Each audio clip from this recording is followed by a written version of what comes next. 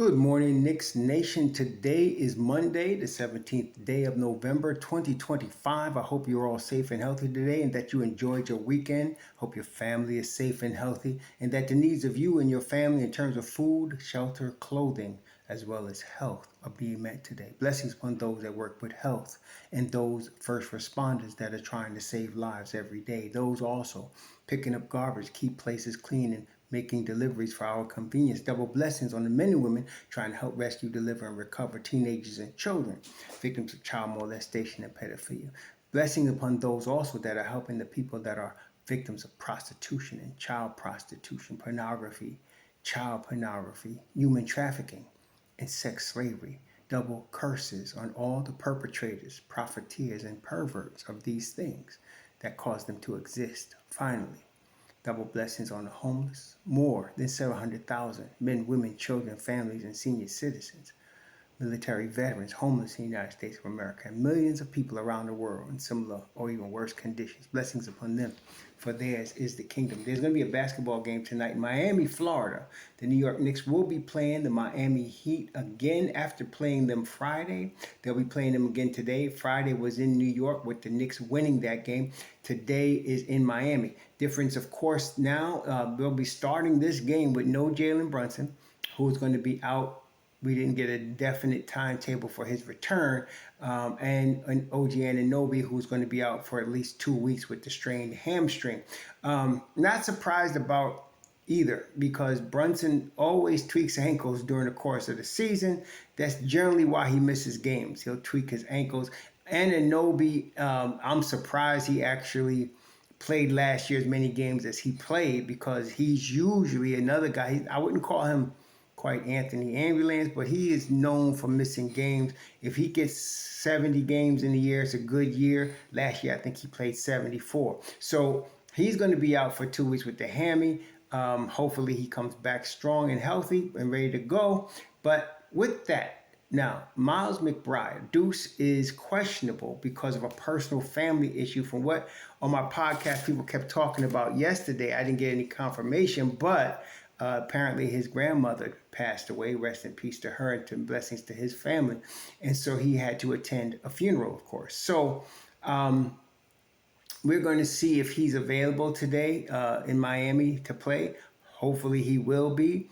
If he is, he will start. It will be him and Shamet starting with Mikal Bridges, Karl Anthony Towns, and Mitchell Robinson. That'll be a starting five. Now, with that starting five, you will have Jordan Clarkson, Josh Hart, and Gershon Yabusele coming off your bench. Now, will Brown go to another guy? Will Hukporti see some minutes, or Diawara? I don't know. I'm not going to guarantee that, because Brown has done 8 a couple times this year already.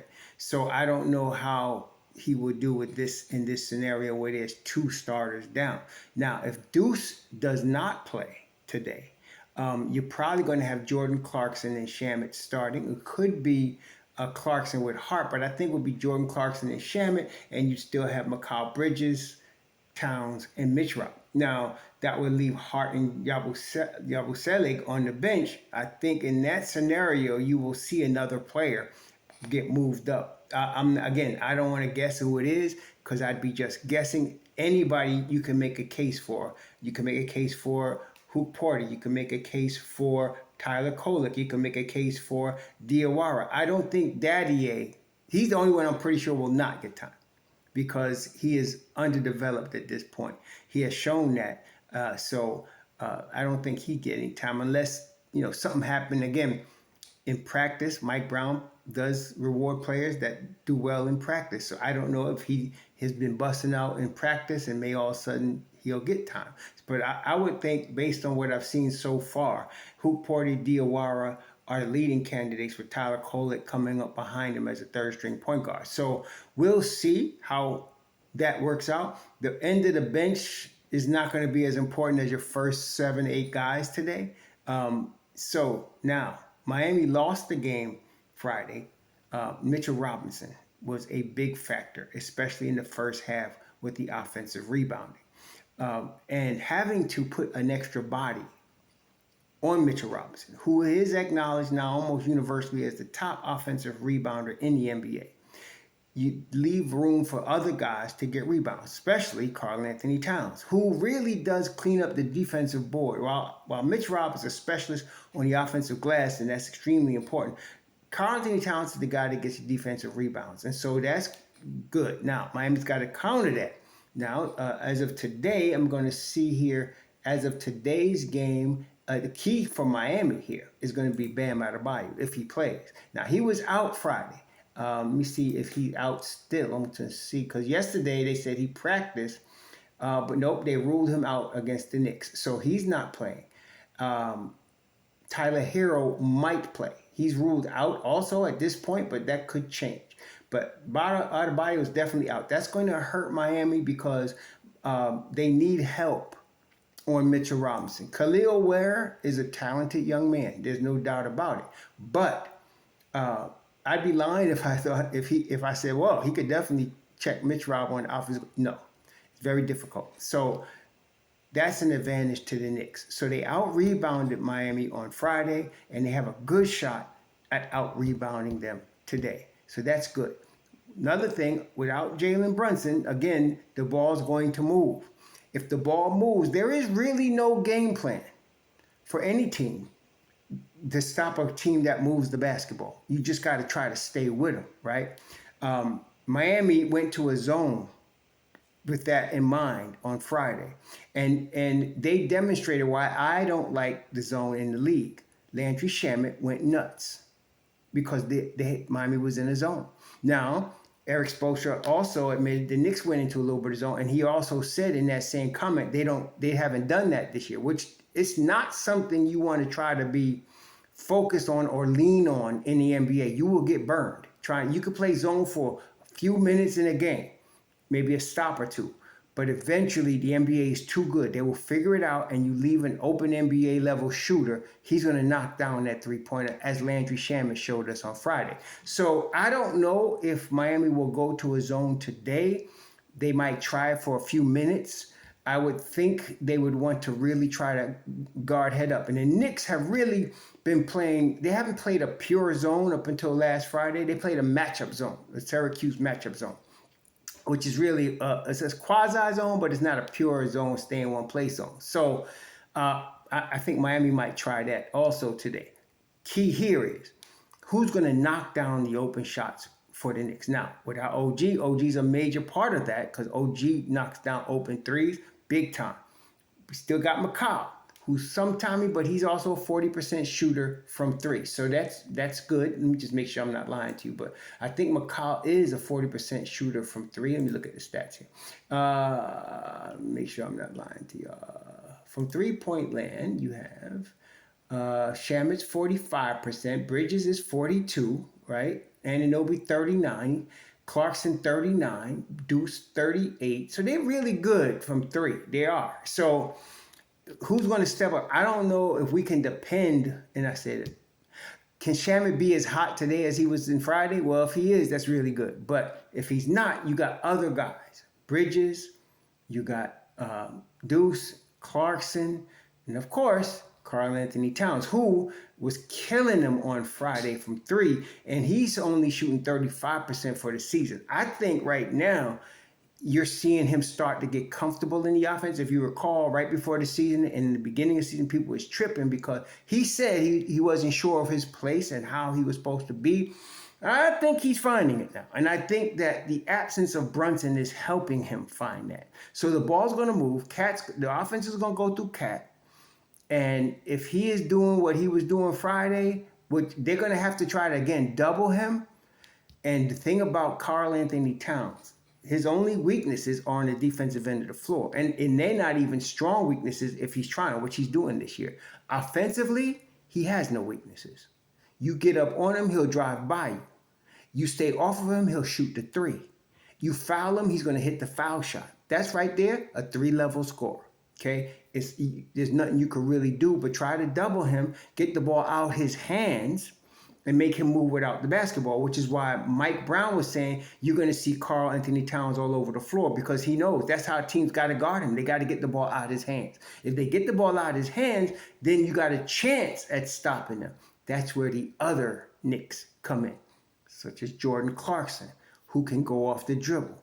Landry Shamet could go off the dribble and dunk on people, as he demonstrated on Friday. And Deuce goes off the dribble more than people know. He's a spot-up shooter, but he will get to the rim and dunk on people as well. So will the Roadrunner. So we got enough talent to offset a double team of Karl Anthony Towns. And then, of course, you still do have Mitch Rob, who's a lob threat still. So this is going to be a tough game because it's in Miami. The Knicks traveling down here, missing 2 starters.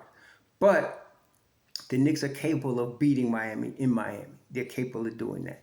They just have to play their game. Low turnovers, which on Friday, I think they only had 8 turnovers for the game on Friday, which was tremendous. I mean, usually I'm resigned to the fact that because the Knicks are now a high-scoring team, they are a team that moves the ball and looks for open opportunities. Generally, in those scenarios, you will get a lot of turnovers. So when they're in the 12 to 14 range, I don't like it, but I understand. Okay, so but against Miami last week, they only had 8 turnovers. That is tremendous in scoring 140 points and only having 8 turnovers. So that's, again, going to be important. Keeping the turnovers low. I don't know if I can expect them to keep it 8 again. Deuce is big with that because he's not, I don't want to say he's not hogging the ball because that would imply Jalen Brunson's a ball hog, and I don't believe that. I believe Jalen Brunson feels very confident that anybody guarding him cannot guard him. So, but as we already stated, it's been stated, he understands he's got to let that ball move and he's got to be off ball. But he's not playing today. With Deuce out there, the ball moves. And Deuce is not a big turnover guy. He's not a big turnover guy. I think he might average 1 turnover a game. He's really not a big turnover type of guy. In the last game, he had 0 turnovers on Friday. The game before that against Orlando, he had like 2. And that was big for him, 2 or 3. He doesn't usually do a lot of turnovers. But with the ball in his hands, it will move. He will reposition the offense, and he will not turn the ball over a lot. So that's good. And if the rest of the team follows suit, that's good. Usually our big turnover guys are Josh Hart, Karl Anthony Towns. Those are our big turnover guys. Josh Hart, Karl Anthony Towns are our big ones. Now, last game, Josh had 3 turnovers. That's typical for him.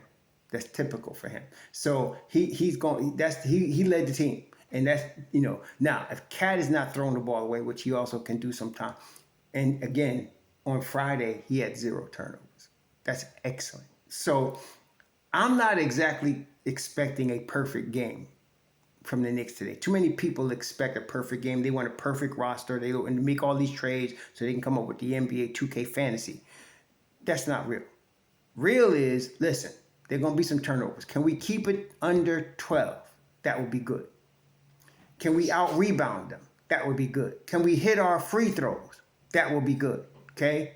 Can we guard the perimeter? That will be good. These are the keys to the Knicks beating the Heat. Now, I don't know if Tyler Herro is playing today. They didn't call him out yet as far as being definitely out. He practiced yesterday. He could return today. If he does return today, he is a certifiable Knick killer. He's a really good shooter, excellent shooter, great shooter, Tyler Herro is. So if you get him getting hot, you're going to have that perimeter guarded, which is why I'm glad Shamet, McCall, and possibly Deuce are going to be out there. You're going to need that for Herro, okay? And Herro is such a great shooter that he opens up other areas. It's almost like we're talking about Karl Anthony Towns in terms of having to double him. Well, you don't necessarily have to double Herro. You do have to keep the ball out of his hand. Now, both Shamet and Deuce and McCall are excellent ball denial. Excellent on defensive ball denial. So if they could do that, now they're going to be running Herro through all kind of picks to get him open. And when he gets the ball, they have other shooters. The kid Larson, Davion Mitchell, Norman Powell's another Knick killer. Again, he had 38. No, he had 38 in the loss. He always goes off against the Knicks. Always. At 6'3", he plays forward too. He's like Josh Hart, but he's a better shooter. So he had 8 3-pointers on Friday. And the Knicks withstood that.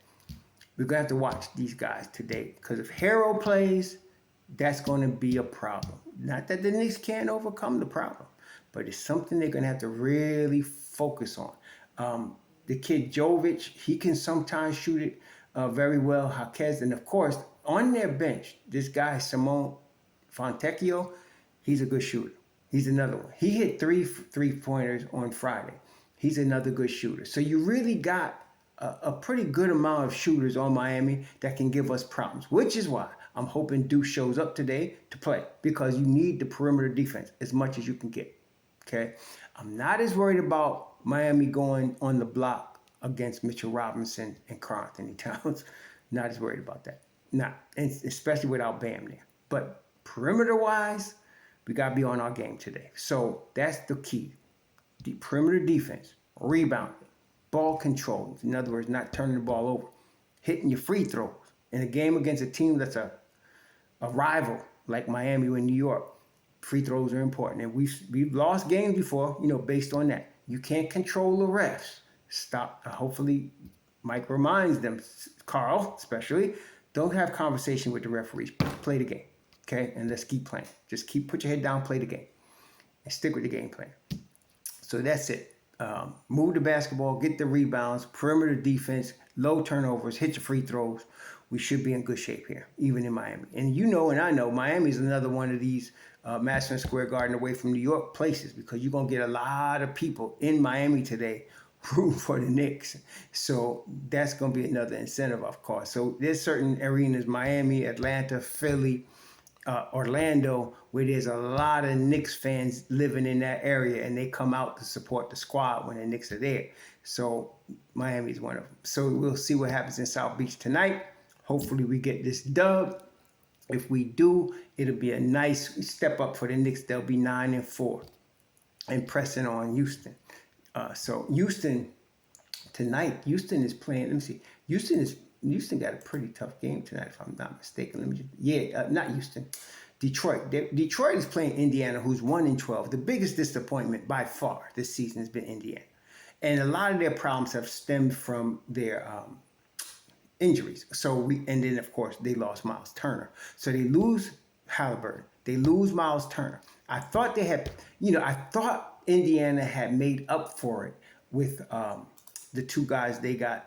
Who they get there? They had, let me tell you right now, they picked up a couple of guys, not all-stars, but they had a couple of guys, Tony Bradley and Isaiah Jackson and Jay Huff. I thought between the three of them, they could handle that spot. And then they had, of course, they had T.J. McConnell, Ben Shepherd, and then Andrew Nembhard, Nick Mathurin, especially Mathurin. I thought with them, they could more than handle the loss of Halliburton. But then McConnell is just coming back from injury.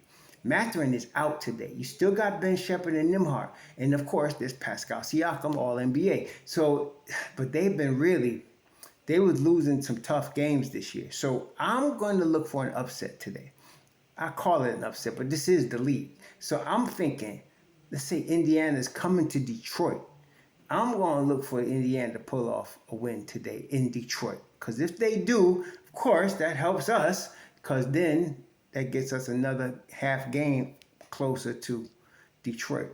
Yeah, we're in the rearview mirror. We're coming at them. So it's a long season, though. This is only game, for the Knicks, it's game 13. And for Indiana, it's game 14 today. I think for Detroit, it's game 14. So it's still early in the season. But we coming for that ass, all right? We definitely are. So, yeah, it's game 14 for Detroit today. So you would look at the record and say, oh, Detroit's going to run all over Indiana. I wouldn't say that about a Rick Carlisle coach team. They're going to fight. So I'm looking for the upset. Anyway, let's enjoy the games tonight, Knicks Nation. Let's hopefully get this dub. Let's hope Deuce plays. That will help us a lot. Y'all enjoy it. Be safe out there. Sure.